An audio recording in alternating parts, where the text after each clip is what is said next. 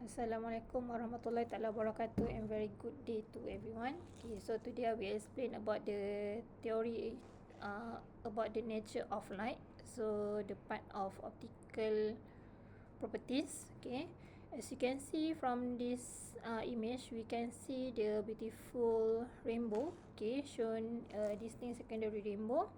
So we know that rainbow appear 7 colors. Okay, so basically the rainbows is happen due to the optical phenomena, which is from the refraction and dispersion, which is I will explain further in this topic. Okay, so later on I will explain what does it mean by reflection and also refraction. Okay, so basically light and optics have been divided into few parts. Okay, the first part is we explain about the speed of light. Later on I will explain about the reflection and refraction and also the total internal reflection. Okay, so here there's some history about the nature of light. Whose scientists discovered the theory about the light. Okay, basically the ideas about the light was discovered initially by the Newton, which is Newton discovered that light as a stream of particle. That means light can behave as a particle. Okay, so this is the first scientist discovered about the light. So later on, there are few scientists, Huygens, which is his theory about the wave theory of light, and then Young's, which is discovered about the demo about the wave nature. Later on 1873, Maxwell discovered the light behave as a EM wave. So EM wave, we know the electromagnetic wave. Okay, so this is the first scientist discovered about the light can behave as a wave, which is discovered by Maxwell. And then later on, Hertz support the Maxwell theory by confirm the theory based on the experiment.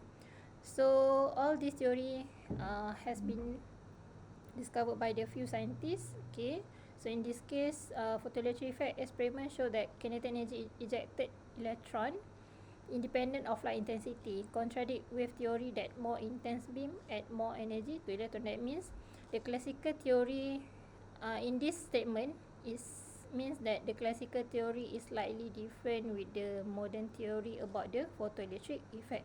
So basically photoelectric effect is about the electron was ejected from the metal surface. So this is part of intensity.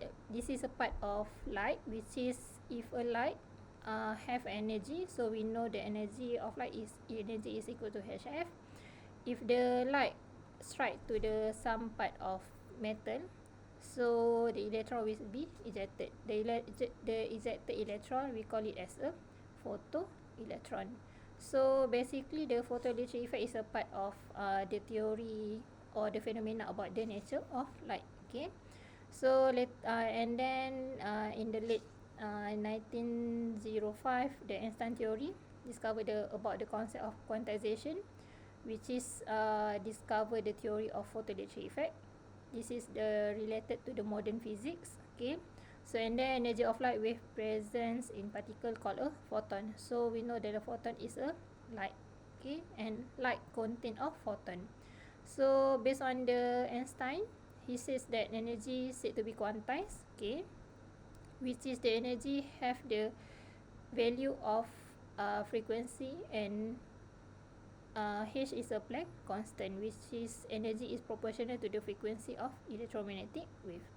So based on the Einstein theory as well, he discovered the light must be regarded as a having dual nature. So the dual nature means that the light can behave as a particle and also can behave as a wave. That's why we call it as a dual nature of light. Right. So let's exhibit the characteristic of wave in some situation and the characteristic of a particle in other situation. So this is the modern theory of light. Okay, discovered by Einstein. Right, so basically we know that the light have a constant value of speed. Okay, here there's some experiment was done previously, how to measure the speed of light. Okay, so the idea is discovered by Euler Roemus in 1675. So he used the period of revolution of L0 about the Jupiter, okay, moon of Jupiter, as the Jupiter revolve around the sun. So basically the idea about the measurement of speed of light discovered by Euler Roemus, or we call it as a Roemus method, was done, and he found that the speed at that time is around 2.3 times 10 to the power of 8 meter per second. But now we know that the constant value of for the speed of light is 3.0 times 10 to the power of 8 meter per second. This is the standard value that we use for any constant value for the speed of light. Okay, we know the speed of light symbol by c. Okay, so here another method discovered, we call it a Fizeau method. So this was the first successful method for measuring the speed of light, means of the purely terrestrial technique. Okay, so discovered on 1849 by Armand Fizeau. So he used the rotating tooth wheel.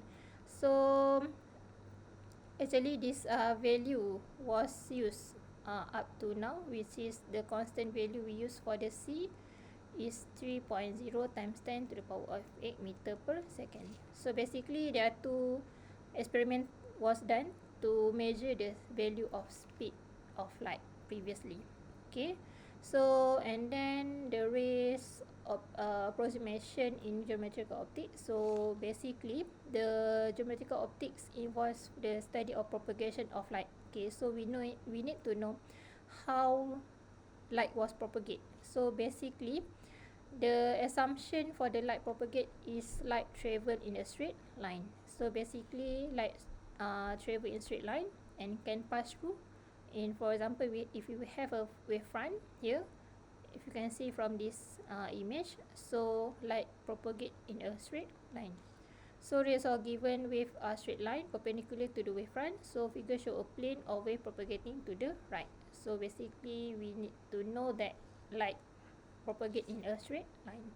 So if you have some hole in between, for example, we have a barrier, so we know that the light is in straight line. So if we have some hole, the light was spreading out. So spreading out through the opening or through the hole. So in this part we call it as a diffraction. So this is part of the theory behind the nature of light. So light will be diffract. Okay, right. So if you have the wavelength is less than d, d is the distance in between this hole. So if wavelength is less than d, so it will go straight. And then if the wavelength is approximately equal to distance d, so it will be diffract. And then same also for wavelength is greater than d, it will be diffract, but the point source emitting spherical, more spherical wave was formed. Okay, as compared to the wavelength approximately equals to distance, this d, right. The next theory about the light, okay, the nature of light. So basically refraction is the light will be reflect. So that means the light travel, if the light ray travel,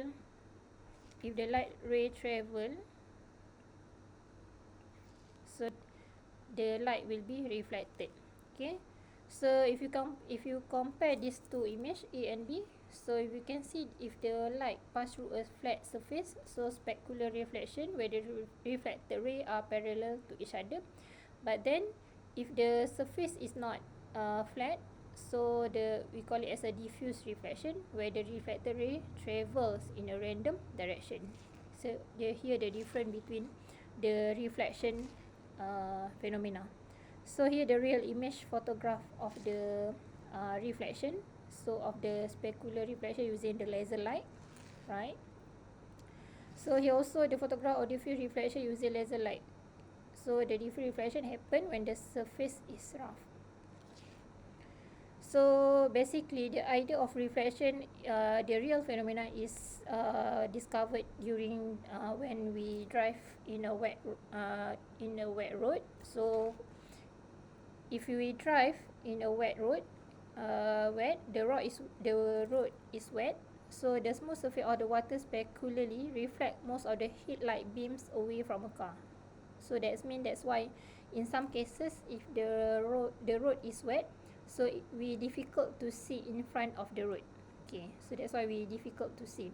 So as compared if the road is dry, so that means the rough surface diffusely reflect part of beam back to driver. Hence we can see the fronts of the road is clearly. So that's why for the dry, when we drive during the dry road, on the dry road, so we can see in front of the road is better image. Okay, so here the difference between for the rough surface or smooth surface. The reflection occur for the different surface, for the smooth and rough. So here the law of reflection. So the law of reflection, we need to know if we have the incident rays or incident light. So normal is always perpendicular to the plane. So in this case, this is the plane. So this is the plane. So if we have the incident rays, so the theta or the angle is we can label as theta 1 or theta incident. And then the reflected rays will be theta r or theta 2. Okay, so in this case, the law of reflection is we know that theta this one is theta 1 or theta I is equals to theta r. Theta incident is equal to theta reflection. So the incident ray, the reflected ray and the normal are lies in the same plane. So this is a basic theory we need to know about the law of reflection. So if we have the multiple reflection, so the incident ray strike the first mirror. For example, in this case, this is the first mirror M1. So if we have the first ray incident, and then will be reflect. So the reflected rays, this reflected rays considered as an incident rays as well, because we have another mirror here. So this one considered as an incident rays as well. So the normal is always perpendicular. So this is 90 degree. So this is the incident angle for the second ray here. So the incident angle is always equal to reflected rays. That's why same also for the initial rays, incident angle equal to refracted angle. So in this case, the two mirror make an angle 120 degree with each other. A ray incident mirror 1 at angle 60 degree. Find the direction of the rays after reflected for mirror 2. So if the question asks to find another angle for the reflected rays, so we can find based on the triangle theory. So we know the theta I is equal to theta r. So this is the same, 65, 65. The total one is 90 degree. So 90 minus 65, that's why we get the inside the triangle here is 25. So this is 120. So the balance here is 30. So we know that 180 minus 25 minus 120. So we get 35. So this is 35. So the incident angle here adalah 90 minus 35. That's why we get the 55 for the incident angle. Okay. So if the incoming and outgoing rays are extended behind the mirror, so the cross at angle 60, so that the overall change in direction of the light ray is 120. So this is the idea. How can we get the angle for each reflected ray? Basically, here the idea about the reflection theory. Okay, which is the first part of the nature of light theory. We know the nature of light have the reflection. So next we continue on the next part. Okay, thank you.